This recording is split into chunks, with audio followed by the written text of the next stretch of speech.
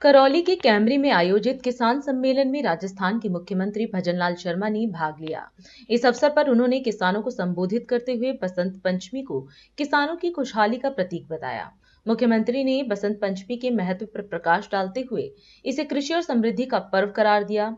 कार्यक्रम में किसानों की भलाई और कृषि क्षेत्र के विकास को लेकर चर्चा की, साथ ही सरकार की विभिन्न योजनाओं की जानकारी भी साझा की। आज बसंत पंचमी है। आप सब जानते हैं कि ये किसान की खुशहाली का प्रतीक है, क्योंकि आप देखते हैं घर से बाहर निकलते हैं हरियाली, और जब सरसों के फूलों को देखते हैं तो मन प्रसन्न होता है, क्योंकि हम सभी किसान हैं और किसान को खेती की आस होती है। और इस समय हमारी खेती पूर्ण रूप से जब दिखती है तो निश्चित रूप से हमारी माता बहनें, हमारे सभी किसान भाइयों के मन में एक उत्साह और उमंग होता है।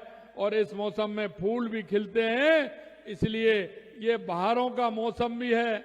और भगवान कृष्ण ने भी कहा है, जगन्नाथ जी ने कहा है कि ऋतुओं में मैं बसंत हूं, तो ये जगन्नाथ जी का बसंत भी है। ये भी बड़ी खुशहाली की बात है। मैं इतना ही कहना चाहता हूं कि भगवान जगदीश जी के साथ माँ सरस्वती का आशीर्वाद भी है, क्योंकि आज हम माँ सरस्वती को पूजते हैं। और मेरे भाई और बहनों, ये हमारी जो संस्कृति है ये आपने देखी है, आपने उसका संचालन भी किया है।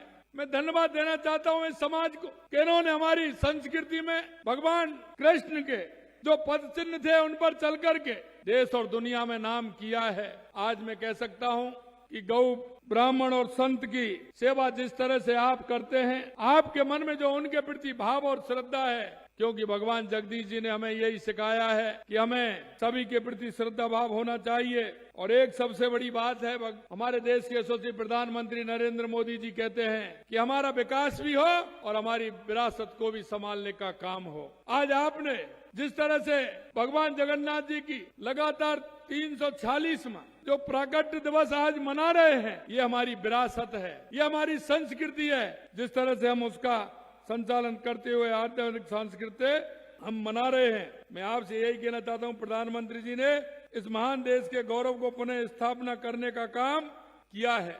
और आपने देखा होगा, अयोध्या में राम मंदिर के निर्माण के साथ काशी विश्वनाथ कॉरिडोर भी देखा है, महालोक का काल का जो निर्माण हुआ है वो भी आपने देखा है। ऐसे कई अन्य कार्य भी हुए हैं। और आपने देखा होगा राजस्थान में हमने भी ये कार्य प्रारंभ किया है, क्योंकि हमने मंदिरों के लिए 100 करोड़ रुपए दिए हैं। आपने देखा होगा एक ही मंदिर के लिए अलग से हमने 100 करोड़ रुपए खाटू श्याम के लिए दिए हैं। और अभी अभी आपने देखा होगा गिरिराज जी में भी 15 दिसंबर को मुहूर्त लगाया गया था कि पूछरी का लौटार गिरिराज जी भव्य और दिव्य बने। इसके लिए भी हमारी सरकार ने काम किया है। और हमने एक और घोषणा की है, क्योंकि भगवान कृष्ण जब शिक्षा के लिए जा रहे थे, तो शिक्षा के लिए जब मथुरा से निकले तो वो उज्जैन संदीपनी के आश्रम में पहुंचे थे। और हमने भी कहा कि भगवान जाओ करके गए, कृष्ण गमन पथ बनाएंगे और हमारे मंदिरों का निर्माण करते हुए इसको भव्य बना करके भगवान कृष्ण का गमन पथ हमारा ये होगा। और इसी से मैं कहना चाहता हूँ, क्योंकि वो शिक्षा के लिए गए थे और हमारे जवाहर सिंह जी ने आज शिक्षा की बात कही थी। उन्होंने कहा कि भगवान जब शिक्षा के लिए संदीपन आश्रम में गए थे, ये तो मेरी बहनें हैं और बहनें भी वो हैं कि यहाँ का जो हमारा जिस तरह का जलवा रहा है, हमारे इस क्षेत्र के भाई सेना में बहुत बड़ी संख्या में हैं। वो माँ भारती की रक्षा कर रहे हैं, हमेशा वो अपने दायित्व पर रहते हैं। इसलिए जो उन्होंने कहा है कि शिक्षा के लिए जहाँ आवासीय विद्यालय होना चाहिए, उसके लिए उनकी मांग जो है हम उसको भी पूरा करते हैं, जहाँ हमारी बहनों को पढ़ने के लिए। जब आपके यहाँ से भगवान कृष्ण संदीपन गुरु के आश्रम में शिक्षा के लिए जा सकते हैं, तो वो जगन्नाथ मंदिर भी उन्हीं के धाम में आता है। और ये कृष्ण गमन में जगन्नाथ मंदिर का भी उद्धार होगा, ये भी मैं आपसे कहना चाहता हूँ। मित्रों, मेरी जाति है तो वो किसान है, क्योंकि देश के यशस्वी प्रधानमंत्री नरेंद्र मोदी जी कहते हैं कि इस देश में 4 जातियां हैं। और इसीलिए मैं कहना चाहता हूं, अगर वो 4 जातियां हैं, वो पहली किसान, मजदूर, मेरा युवा और मेरी बहनें महिला, ये 4 जातियां देश के अंदर हैं।